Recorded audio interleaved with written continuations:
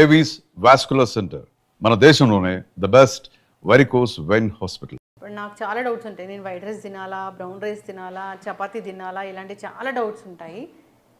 ఎలాంటి health issues లేవన్నప్పుడు ఏ rice తినాలి? రైసా? రైస్ అంటే బ్రౌన్ రైస్ బెస్ట్ అమ్మా ప్రపంచంలో. అన్నిటికంటే బ్రౌన్ రైస్లో అందులో రకాలు ఉన్నాయి అమ్మా. బియ్యంలో దాదాపు నాకు తెలిసి నేనే చూసాను 1000 రకాలు ఉన్నాయి. నేను చూశాను. అందులో మంచి రకం అంటే పొట్టు తీని, అంటే ఒక పొట్టు తీసిన బియ్యం లాంటివి ఉంటాయి కదా, అది చాలా మంచిది. కొంచెం నానబెట్టుకుని ఎవరైనా రైస్ అయినా పప్పు అయినా ఏదైనా మీరు వంట చేసేటప్పుడు నానబెట్టుకుని తీసుకోండి. అంటే మనం వంటకు ఉండి ముందుగా నీళ్ళలో పోసి నానబెడితే అది చక్కగా ఉడుకుతాయి. ఈ మధ్య బ్రౌన్ రైస్లో కూడా ఆర్సెనిక్ ఉంటుంది, అది ఇదని చెప్తున్నారు కదా. మరి అలా ఆర్సెనిక్ అక్కడ ఉండదమ్మా, వాళ్ళ బుర్రలోనూ వాళ్ళ నాలుకల మీద ఉంటుంది.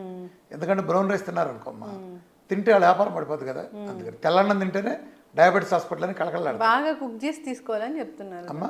బాగా కుక్ చేసి తీసుకోవాలని చెప్తారు. బాగా కుక్ చేసుకోవద్దు నేను చెప్పట్లా, మెత్తగా ఉండి తీసుకోండి. బ్రౌన్ రైస్ చేయటం వల్ల ఏం మారం వచ్చింది? ఏముండదు. లేదు, తప్పది. బ్రౌన్ రైస్ చాలా మంచిది కదా. మరి ఇన్ని చెప్పిన వాళ్ళు మరి మందులు వేసుకుంటే కిడ్నీలు పోతాయి చెప్పరా, అది మందులు వేసుకోవద్దని. సైడ్ ఎఫెక్ట్లు నూనె పేరు దాని మీద రాస్తారుగా. ఇప్పుడు చికెన్ మటన్లో ఏది మంచిది? దేనికి అది మంచిది? మటన్ ఒక రకంగా మంచిది. మటన్లో ప్రోటీన్ చాలా రిచ్ సైజెస్లో ఉంటుంది. మటన్ లివర్ ఈ ప్రపంచంలో అద్భుతంగా రక్తం పడే అత్యద్భుతమైన ఆహారం. అంటే కిడ్నీ ప్రాబ్లం లేని వాళ్ళు ఎవరైనా మటన్ లివర్ కనుక తీసుకుంటే అదిరిపోద్ది. అంటే దాంట్లో ఉండే రక్తం ప్రపంచంలో ఉండే అన్నిటి కలిపిన రాదు. మటన్ లివర్ ఎనిమిక్ ఉన్న వాళ్ళు తీసుకోవచ్చు. మటన్ లివర్, ములగాకు, మెంతికూర, నానబెట్టిన బాదం, నానబెట్టిన వాల్నట్, చేపలు, గుడ్లు. చేపలు అంటే లైవ్ పెంచిన, మనం చెరువులో పెంచిన కాకుండా సముద్రం కానీ న్యాచురల్. అద్భుతం. చెరువులో పెంచిన చేపలు మంచివి కాదు, చెడ్డే కాదు, మంచివి కాదు. ఇప్పుడు డయాబెటీస్ ఉన్న వాళ్ళు నోరు కట్టేసుకోవాలి, అసలు తినకూడదు అని చెప్తారు కదా సార్. నా డేట్లో చికెన్ల మటలు తినచ్చుగా, సమస్త నాన్ వెజ్లు తినచ్చు, చక్కగా తినచ్చు, సూపులు తాగచ్చు, కోడిగుడ్లు ఎన్ని కావాలంటే తినచ్చు. బ్రేక్ఫాస్ట్ తినొచ్చా, లంచ్ తినొచ్చా, డిన్నర్ తినొచ్చా? అవాయిడ్ చేయాల్సింది ఏంటి? ఇవన్నీ అవాయిడ్ చేయాలి. నీకు ఆకలిసినప్పుడు తిను. ఫస్ట్ ఫ్యామిలీ అంతా ఒక చోట కూర్చొని తినే దరిద్రపు అలవాటుని, ప్రపంచాన్ని అతలాకుతలం చేసి సర్వనాశనం చేసిన ఫ్యామిలీ ఒక చోట కూర్చొని తింటే చండాలపు అలవాటుని తీసేయండి. ఎవడికి ఆకలిసినప్పుడు ఆడ తినండి. నువ్వు ఒక ఉమెన్, వర్కింగ్ ఉమెన్, లేదా ఒక హౌస్ వైఫ్ ఉంటుంది, మీ ఆయన ఒక వర్కింగ్ బిజినెస్ కావచ్చు, లేదా సమ్ జాబ్ కావచ్చు, మీ పిల్ల ఒకళ్ళు కావచ్చు, పిల్లడు ఒక పని చేస్తూ ఉండొచ్చు, వాళ్ళు స్కూల్కి వెళ్ళచ్చు, ఒకళ్ళు జాబ్కి వెళ్ళచ్చు. వీళ్ళందరికీ ఒకే టైంకి ఒకే రోజు సంగా ఆకలి ఎలా వస్తుంది? నీకు ఎవడికి ఆకలిసినప్పుడు ఆడ తినాలి. ఆకలి అయిపోతే ఎత్తేయి. ఆకలి అయితే 2 తినడం కూడా మంచిది. టైమింగ్స్ ఎవడైతే పాటిస్తాడో అక్కడ సంక్రాంతిపోతాడు. టైమింగ్స్ అంటే సిస్టమేటిక్ చేసేవాడు ఓకే. అంటే నీ సిస్టమేటిక్ పనిలో ఉంటావు, ఈ టైంకి ఆఫీస్కి వెళ్తావు, నీ క్లాక్ సెట్ చేసుకుంటే ఓకే. మిగిలిన వాళ్ళు ఎవరైనా సరే టైమింగ్ పాటించాడు వాడు సంక్రాంతి అయిపోయాడు. టైమింగ్ అంటే ఏంటి? డిసిప్లిన్ లేనట్టు టైమింగ్ ఉండదు. ఇప్పుడు నువ్వు ఆఫీసులో 4 గంటలకు 5 గంటలకు తింటా వెళ్తావు, 6 తినేస్తావు. ఏ బజ్జీనో తెప్పించారు, నువ్వు తెప్పించుకోలే, నీ కొలికి తెప్పించుకుంది, తినవే అంటే ఇచ్చింది, బజ్జీనేగా కాదని ఎందుకంటావు? పై కొంత ఆకలి కూడా ఉంటుంది, 2 బజ్జీలు తిన్నావు. ఇప్పుడు నువ్వు ఇంటికి వెళ్తావు, నీకు ఆకలి లేదు, కానీ ఫార్మాలిటీగా తింటున్నావు నువ్వు, అది నీ హాని చేస్తుంది. బజ్జీలు తిన్నావు కదా, ఆపేసి. అర్థమైందా? ఇది ఇక్కడ చేస్తావు, అక్కడ ఫార్మాలిటీ చేస్తావు. అందుకనే ఎవడికి నచ్చిన టైంలో అడిగి ఇచ్చేయటం అన్నాను. అట్లా 2 ఇళ్ళకి వచ్చిన వాళ్ళకి మర్యాద పేరుతో మీరు స్వీట్లు వాటిలో పెట్టడం ఆపేయండి. అవును, ఈ మధ్య జిలేబీ సమోసా కూడా పెడుతున్నారు కదా, అది ఆపేయండి. మాకు పెడితే ఇప్పుడు కాఫీ ఇచ్చారు, క్యాలరీస్ అని దాని మీద పెద్ద చర్చ కూడా జరుగుతుంది. అది పెడుతున్నారు. ఇప్పుడు ఆడు తినొస్తాడు ఆల్రెడీ, నువ్వు పెడితే సస్తే కాదంట, ఇంకా పెడితే బాగుండని కూడా అనుకుంటాడు. వెళ్తే నువ్వు తింటానికి కదా కదా వచ్చింది అంటే అది హాని చేస్తుంది. అట్లనే రెస్టారెంట్లోకి వెళ్తే వదిలేట నేర్చుకోండి. అన్నం పరమ బ్రహ్మస్వరూపం కాదు, పరమ దెయ్యం స్వరూపం. మీరు ఒక హోటల్ బిర్యానీకి వెళ్ళారు, ఆర్డర్ ఇచ్చారు, అది ఎదిరిపోయి ఉంది, 600 రూపాయలు తీసుకున్నాడు, ఎంత ఉంది, పావంతదైనా కానీ కడుపు నిండిపోయింది, లేచిపోండి అక్కడి నుంచి. మీరు 600 గుర్తు తెచ్చుకుని ఆఖరి మెత్తుకొని నాకారు, సచ్చారు, మళ్ళీ ప్యాక్ చేయించుకొని వచ్చి మళ్ళీ రేపు పొద్దున్నే అయిపోద్ది. రేపు ప్యాక్ చేయించుకుని అది పోకుండా చేశారో సచ్చారు. వదిలేయండి, వదిలేస్తే నెక్స్ట్ టైం తింటానికి ఉంటుంది. ఎప్పుడైతే ఆకలి ఆగిపోయిందో ఆపేయండి. నేను గోల్డెన్ రూల్ చెప్పాను కదా, 10 ఏళ్ల నుంచి ప్రచారం చేసుకెళ్ళాను రాష్ట్రంలో. ఆకలి వేసినప్పుడు, నిజం ఆకలి వేసినప్పుడు మాత్రమే తినండి, దొంగ ఆకలి కాదు. ఆకలి లేదు, ఆకలి తీరే వరకు తినండి, మళ్ళీ ఆకలి వేసే వరకు ఏమంటుకోమాక, అంతే. యాక్చువల్గా ఎవ్రీ హ్యూమన్, ఈవెన్ వర్కింగ్లో కూడా, నువ్వైనా నేనైనా ఎవరికైనా 2 meal is more than enough. పొద్దున పూట తినేది వీలైనంత లేట్గా తినండి, రాత్రిపూట తినేది వీలైనంత ఎర్లీగా తినండి. ఇదేదో పొద్దున పూట తినేది వీలైనంత లేట్ కంటే బ్రేక్ఫాస్ట్ స్కిప్ చేయమంటున్నారు. నేను అసలు బ్రేక్ఫాస్ట్ అని పేరు పెట్టమాకంట. బ్రేక్ఫాస్ట్ అంటే ఏంటి? To breaking the fast. అది నువ్వు మధ్యాహ్నం 3 చేస్తే అదే బ్రేక్ఫాస్ట్. కానీ అంత నైట్ అంతా ఏం తినకుండా ఉండి మళ్ళీ లేట్గా తింటే ఎస్డిటీలు అలాంటివి వస్తాయి కదా. ఎసిడిటీలు వచ్చేది ఈ తినేవాళ్ళకి, తిన్నదరక్క ఉన్న తరగచ్చలేక. బాడీలో ఆర్గాన్స్ ఎప్పుడైతే రెస్ట్ తీసుకుంటాయో ఒకటే కాదు కదా, నువ్వు రాత్రిపూట నిద్రపోతున్నావు, పోతా పోతే ఇంత మేత మెక్కి పడుకున్నావు, శుభ్రంగా బిర్యానీ రాత్రి 2-12 బిర్యానీ తిని శుభ్రంగా తినొచ్చి పడుకున్నావు.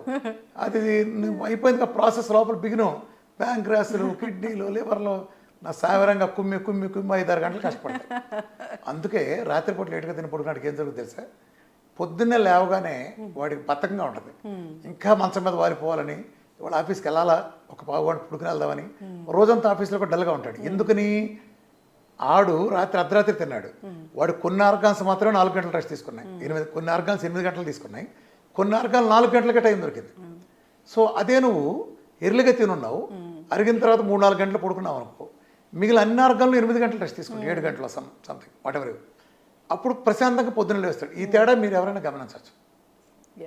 సో మీరు మీకు ఆకలేసినప్పుడు తినండి. అమ్మ, బాబు, కొడుకు, పెళ్ళం, కొత్తగా పైన పెళ్ళం ఏం లేదు, ఎవడికి నచ్చింది తినండి, ఎవడికి నచ్చింది వాడు మితంగా తీసుకోండి, అంతే. ఇప్పుడు ఇమ్యూనిటీ లేదు, మాకు అనారోగ్య సమస్యలు వస్తున్నాయి ప్రతి సీజన్ మారినప్పుడు అంటున్నారు. అలాంటప్పుడు ఇమ్యూనిటీ పెంచుకోవాలంటే అసలు ఏం చేయాలి? ఫస్ట్ ఆయిల్ చేంజ్ చేయాలి. ఒకటి న్యాచురల్ ఆయిల్స్కి రండి, కోకోనట్ ఉత్తమం, కుదరకపోతే మిగిలిన న్యాచురల్ ఆయిల్స్కి వెళ్ళండి. 2 ఉప్పు మార్చేయండి, ప్రకృతి ఇచ్చిన ఉప్పు రండి. 3 కారం కొంపలోంచి కంప్లీట్ ఎత్తేయండి.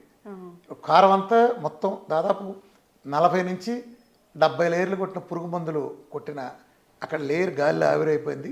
పండుమిరపకాయ అయితే ఆ పండుమిరపకాయని ఏమాత్రం ఎండలో పెట్టకుండా, క్లీనింగ్ లేకుండా ఇలా ప్రాసెస్ ఉంది కాబట్టి తీసేయండి. పాలు కొత్త కల్తీ పాలు ఉన్నాయి మార్కెట్లో, ప్యాకెట్ పాలలో, పాత పాలు కాదు, అసలు పాలు కూడా హ్యూమన్స్ కాదు. గేదె ఇచ్చే పాలు గేదె దూడకు వస్తుంది, ఆవు ఇచ్చే పాలు ఆవు దూడకు వస్తుంది. మన తల్లి ఇచ్చిన పాలే పాలు. మిల్క్ ఈజ్ నాట్ ఫర్ మమాల్స్, మమాల్లో మనకుండే వాళ్ళు కాదు, ఎవరి తల్లి వాళ్ళకి ఇస్తుంది. ఆ వీనింగ్ పీరియడ్ వరకు తాగటమే. ఆ తర్వాత పాలు అనేవి మనిషికి జస్ట్ ఓ టేస్ట్కో దేనికో తప్ప ఎలాంటి ఉపయోగం లేవు. గేదె పాలు ఇచ్చేది గేదె దూడ కోసం, అర్థమైందా? మనిషి పాలు మనిషి కోసం. సో పాలు లేదు, పాల పదార్థాలు అద్భుతమైన, పాలు కాదు పాల పదార్థాలు మంచివి. ఇప్పుడు పచ్చి కొబ్బరికాయ కంటే కొబ్బరి నూనె ఎగిలాక ఎంత ఔషధంగా మారుతుంది, అది ఔషధంగా మారటానికి ప్రాసెస్లు ఉంటాయి కదా, ఆ ప్రాసెస్ని బట్టి మారుతుంది. అలాగే పాల కంటే పాల పదార్థాలు అద్భుతమైన, అది తీసుకోండి. ఇంకో ముఖ్యమైన విషయం, ఆడాళ్ళైనా మగాళ్ళైనా, ఆడాళ్ళు అయితే రోజుకు 4.5 లీటర్ల నీళ్ళు, మగాళ్ళు అయితే 5 లీటర్ల నీళ్ళు తాగటం చేయండి. అది కూడా సిస్టమేటిక్గా, not more than 300 ml at a time. అర్థమైందా? Not more than 300 ml at a time. డైట్లో ఉంటే నేను 45 నిమిషాలకు ఒకసారి 300 ml చొప్పున 17 టైమ్స్ ఇస్తాను. డైట్లో లేకుండా నార్మల్గా, ఈవెన్ ఇప్పుడు నువ్వు డైట్లో లేవు, నువ్వు గంటకు ఒకసారి మస్ట్ అండ్ షుడ్గా 300 ml తీసుకోవాలి every 1 అవర్కి, 15 to 16 times A day. అలానే ఎండలో కూర్చుంటా. డి విటమిన్ 100 పైన ఉండేది చూసుకోండి. డి విటమిన్ విటమిన్ కాదు, డి విటమిన్ ఇస్ హార్మోన్. ఇది పక్కా కాలీఫ్లవర్, పెద్ద కుంభకోణం. వీఆర్కి ఎక్స్క్లూజివ్ డి విటమిన్ కుంభకోణం నా వీడియో చూస్తున్నాను. ఎవరికీ లేదు, భారతదేశం ఎవరికీ ఉండదు. ఎందుకని? వీళ్ళు సబ్బెట్టి స్నానం చేస్తారు కాబట్టి. అవునా? అవును, మనం సబ్బులెట్టి స్నానం చేస్తాం కాబట్టి సబ్బుకున్న కెమికల్ శుభ్రంగా ఉంటుంది కదా. చర్మం మనం భలే వాసన వచ్చేవరా పలానా సబ్బు వాడితే అంటాం, ఆ వాసన ఆ కెమికల్, సబ్బుకుండే కెమికల్ వాసన అది చర్మం మీద ఉంటుంది. నిజానికి చర్మం శుభ్రం కాదు. ఈ లేయర్ అడ్డం పట్టడం వలన మన శరీరం ప్రోబయోటిక్స్ అనే ప్రతి చోట ఉంటాయి. ఆ ప్రోబయోటిక్స్ ఉండబట్టి మన సూర్యుడు ఇచ్చే టైప్ బి యూరేస్ని తీసుకున్నాయంటే చర్మం పొట్టలోని స్టమకే కాదు, శరీరంలో ప్రతి చోట ఉంటాయి. చర్మకుండే ప్రోబయోటిక్స్ సవ్యంగా పనిచేయట్లే, సెబాషియస్ గ్లాండ్స్ కూడా దెబ్బతింటే వీటి వలన. అందుకని చర్మం కాంతి విహీనం అవుతుంది. సేబం కెమికల్ చర్మం కింద ఉండే సెబాషియస్ గ్లాండ్స్ ఇచ్చి ఎప్పుడైతే లేదో, ఏనాటి కారణం ఏంటంటే ఇవాళ వచ్చే కెమికల్ సోపులు, ఈ చీప్ కెమికల్ సోపులు వాడటం వలన శరీరం మొత్తం పైన లేయర్ లేకుండి డి విటమిన్ అల్ట్రా బి యూరియస్ని తీసుకోవట్లేదు. ఇప్పటికే బెంగళూరు, హైదరాబాద్, ఢిల్లీ లాంటి ఏరియాల్లో ఈ పైన పట్టిన పొల్యూషన్ కారణంగా టైప్ బి యూరియస్ కింద దాకా దిగట్లా. ఎండ వస్తుంది కానీ టైప్ బి యూరియస్ రావట్లా. అందుకే వీళ్ళు ఎవరికి డి విటమిన్ రాదు. అయితే ఈ ప్రపంచంలో డి విటమిన్ని ఆయిల్ ఫార్మెట్లో ఉండే విధంగా ఇచ్చేది నేను ఇస్తాను. అందుకే మన డైట్లో నువ్వు చూస్తే, ఇప్పుడు నేను ఒక రోజు నాకు 100 మంది నేను ఇస్తే 90% మందికి 100 దాటుతుంది 1 మంత్లోనే. ఎక్కువ మందికి 10% వాళ్ళకి ఏదైనా ఇంటర్నల్ ప్రాబ్లం. ఎందుకంటే 100 ఏంటి అసలు? డి విటమిన్కి టాక్సిటీ ఏంటి? పచ్చి మోసం, అబద్ధం. డి విటమిన్ టాక్సిసిటీ అని ఎవడన్నా మాట్లాడంటే వాడు పెద్ద మోసగాడు. ప్రపంచ చరిత్రలో ఇంతవరకు డి విటమిన్ టాక్సిసిటీ అనేది లేదు. ఒక్క కేసు కూడా నమోదు కాల. వీళ్ళకి వేరే రోగం ఉంటే దాన్ని డి విటమిన్ ఎక్కువ అంటగడుతున్నారు. ఈ ప్రపంచంలో ఆ మధ్య ఎరిక్ బర్గ్ ఒక వీడియో రిలీజ్ చేశాడు. ఈ వీడియో దయచేసి వెంటనే చూడండి, లేకపోతే డిలీట్ అయిపోతుంది హెడ్డింగ్. ఎరిక్ బర్గ్ లాంటి వరల్డ్ టాపర్లో యూట్యూబర్ ప్లస్ హెల్త్ గురువులో అలాంటి హెడ్డింగ్ పెట్టాడంటే ఏం దాని లోపల చూస్తే కొన్ని వేల మందికి డి విటమిన్ రోజుకు 2 లక్షల ఇంటర్నేషనల్ యూనిట్స్ ఇచ్చారు. అసలు వీళ్ళు నాకు అర్థం కాదమ్మా, సైన్స్కి వీళ్ళు చెప్పేదానికి ఎలాంటి సంబంధం ఉండదు. కాల్షియంని డి విటమిన్ అబ్జర్వ్ చేసుకుంటుంది అలాంగ్ విత్ K2 కలిపితే. డి విటమిన్ ఎక్కువ ఉంటే కాల్షియం అబ్జర్వ్ చేసుకుంటుంది. వీళ్ళు హైపర్ కాల్షియం వచ్చేస్తుంది అంటారు. అసలు ఇది గేదెల మళ్ళీ చోటు కూడా మాట్లాడటానికి జడుస్తాడు. కాకపోతే ఏంటంటే క్వశ్చన్లు ఎవడో ఎదురు అడగడు కాబట్టి, ఇప్పుడు నీకు చదవడం రాదనుకో, నేను ఏం రాసినా చెల్లిపోద్ది. నీ చదవడం రాదుగా, అట్లా అడిగేవాళ్ళు లేనప్పుడు ఏది చెప్తే చాలా మనవుతుంది చెప్తుంది తప్పితే డి విటమిన్ కాల్షియం అబ్జర్వ్ చేస్తుంది కదా, బోన్స్కి టీత్కి ఇస్తుంది కదా. డి విటమిన్ K2లో ఎన్ని కలిస్తే కాల్షియం పెరుగుతుంది అంటారేంటి? నేను 100 చూపిస్తా, 2లో 3లో ఉన్నాయి, నీకు 1000 ఇస్తా. 1000 నీకు ఇవ్వలేకపోతే ఆ రోజు ఆడికి 2 కోట్లు ఇచ్చి నేను డైట్ చేయడం మానేసి వెళ్ళిపోతా. డి విటమిన్ 8, 9 ఉంటే నేను ఇస్తాను సప్లిమెంటేషను. తర్వాత 120కు 150 ప్లస్కి వెళ్తుంది. వాడి కాల్షియం చూడండి 7.8, 8 ఉంటుంది. నువ్వు చెప్పిన ప్రకారం కాల్షియం పెరగాలిగా, పెరగట్లేదు. హైపర్ కాల్షియం ప్రపంచ చరిత్ర లేదు. శాన్ ఫ్రాన్సిస్కోలో శాండియాగో యూనివర్సిటీలో గత 46 ఏళ్ళ నుంచి పరిశోధన చేస్తారు. ఎక్సెస్ డి విటమిన్ వల్ల ఏమైనా నష్టాలు ఉంటాయో చేస్తాయని. ప్రపంచ చరిత్రలో ఇంతవరకు ఒక్కడిని చూడాలి. 100 పైన ఉండి తీరాల్సిందే అందరికీ. డి విటమిన్ ఎక్కువ ఉన్నాడికి రోగాలు రావు.